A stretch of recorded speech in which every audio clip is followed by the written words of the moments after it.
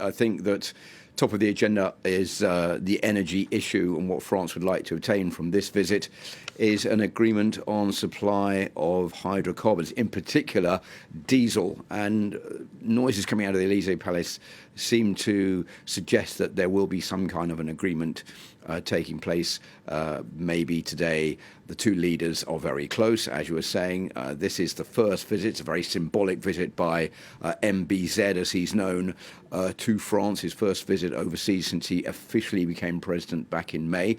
He's been running the country really since 2014, since his brother suffered a stroke.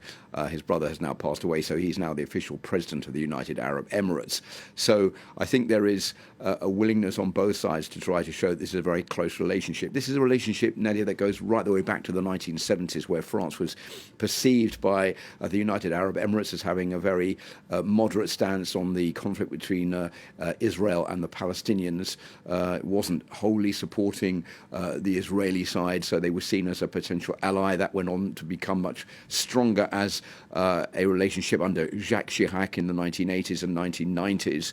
And I think it's become even more strong under Emmanuel Macron. Remember, there was a signature last year for 80 Rafale fighter planes to be sold to the United Arab Emirates. France has also managed to receive money from some of the investment funds that are set up in the United Arab Emirates as well. So on both sides, there's a willingness to move forward and to show that the two countries really are strong allies. And we're looking at those images there showing Emmanuel Macron meeting MBZ today. But of course, in the past, the United Arab Emirates has been criticised for its human rights record. More recently, it's been criticised for not overtly condemning the Russian invasion of Ukraine.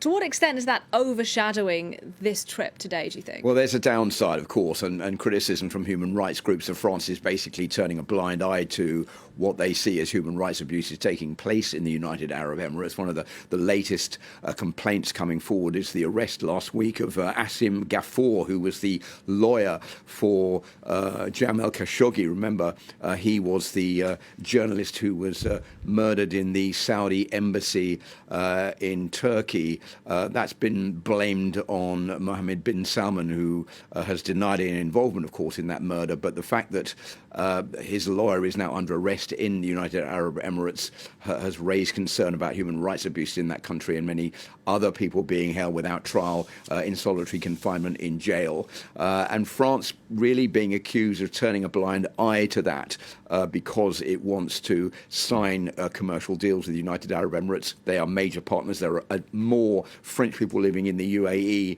than any other Middle Eastern country in the Gulf, and also vice versa here in France. So France trying to cement those images, but of course difficulty when it comes down to discussing human rights, which President Macron has said he will do, and not seeing eye to eye over Ukraine because the United Arab Emirates doesn't want to upset Russia, whereas France would like them to be more outspoken and to condemn what Russia has done for the moment. I think that will also be part of the discussions taking place tonight at the Chateau de Versailles during that dinner between the two leaders.